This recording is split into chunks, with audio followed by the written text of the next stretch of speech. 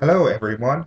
This is your economic change agent, Dr. Trevor Anthony Woolery, for the Wealth Builder Network. So, what will be the nature of economic opportunities going forward in the U.S. and global economies? Although some are slow to recognize the change, the U.S. economy has been undergoing a major change over the last 20 to 25 years.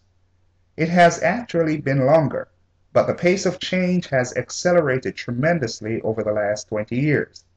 Peter Drucker, a renowned business management consultant and the man who invented the corporate society, was the first to note that the US economy is now a knowledge economy, meaning that people now get paid and rewarded for what they know and their ability to think solutions for challenges. No longer is it the era of the all-knowing leader. The implication of this economic change is that people will go through many changes in careers in their lifetime. These career changes will require new investment in personal knowledge and skills. Therefore, information products will be and has been a booming S-curve opportunity. It is in critical mass. Information applies to every industry and all walks of life. A third fact to appreciate is that we now live in a merger and networking world. All our current and future success will be determined by our ability to communicate with others in multiple media and build and form relationships. One of my wisest mentors, Earl Nightingale, said, "Everything that we ever hope to have and achieve will be achieved with and through people." How true, how true it is. The bottom line is that in the new economy, communication equals wealth. To succeed going forward, we must become masters of building relationships and also be skilled at leveraging knowledge to reap financial rewards. What are other emerging areas in the new economy? We have mentioned knowledge and telecommunications. Other areas are wellness. This is huge. Nutrition, growing ever so fast. Language, with a huge future ahead. Alternative energy, in its early stages and depends a lot on government incentives. The internet, still evolving. Education, the system is in a mess and people want alternatives. Technology, now a necessity to live an effective life. Aging, 95 million baby boomers started turning age 65 in 2008. Finance, wealth is still not equitably distributed. And beauty, especially in countries with high disposable incomes. People desire and will pay anything to look and feel great. There are so many more.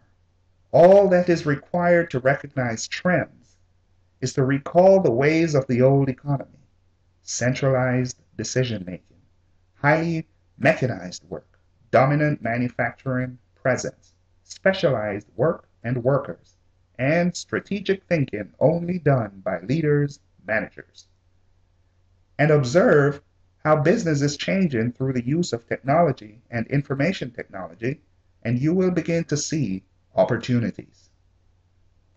All of the previously mentioned emerging areas will spawn new opportunities in their respective industries. Our personal innovativeness will drive our recognition of opportunities in each economic segment. To succeed, we must become knowledgeable of and understand market trends.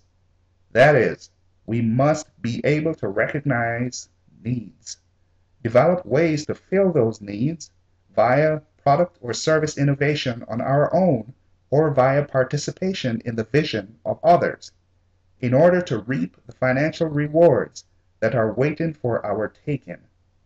All you need to ask yourself are two questions.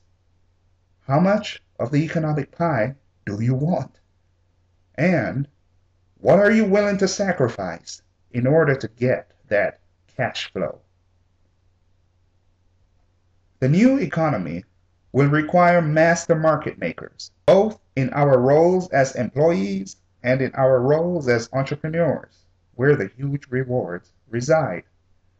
That is, people who are market movers and shakers, people who understand the needs of producers and consumers and are able to create or identify the existence of value, relationship builders with excellent communication skills. Remember, it has always been true that communication equals wealth. If you can't communicate your value, then you will be poor. So, how do we evaluate the value of the emerging opportunities? The first guiding principle is to go back to why a business exists. Peter Drucker hit the nail on the head when he said, the purpose of business is to acquire customers. Without customers, there is no profit. Without profits, there is no business. The successful acquisition of customers is the key. So starting with this, we ought to ask, what is the market's demand for the product or service? What does the market want? Here, size matters. The bigger the potential market reach, the greater the opportunity for massive financial rewards. Can you deliver value to the market? And in doing so, will the return on investment be worth it? In pictures, we can see that one avenue to serve the market is to innovate and deliver valuable products and services directly to the customer. Therefore, you are the producer innovator delivering value to the consumer. The producer is the distribution system which channels goods or services from herself to the consumer.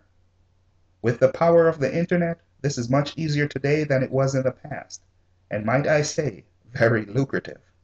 What ideas do you have that can fill a need? Then start working on its birth. The second avenue to serve the market is to participate in the vision and innovations of others and deliver valuable products and services to the hungry customer. So, in this scenario, you are the knowledge broker that makes the market connection between the innovator, producer, and the user, customer. When you do this well, make markets between producers and consumers, using a proven effective system, you can transform your household's economy in ways you have not imagined.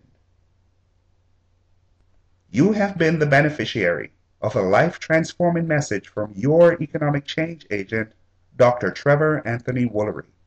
I look forward to working with you to live life on the other side of success and wealth.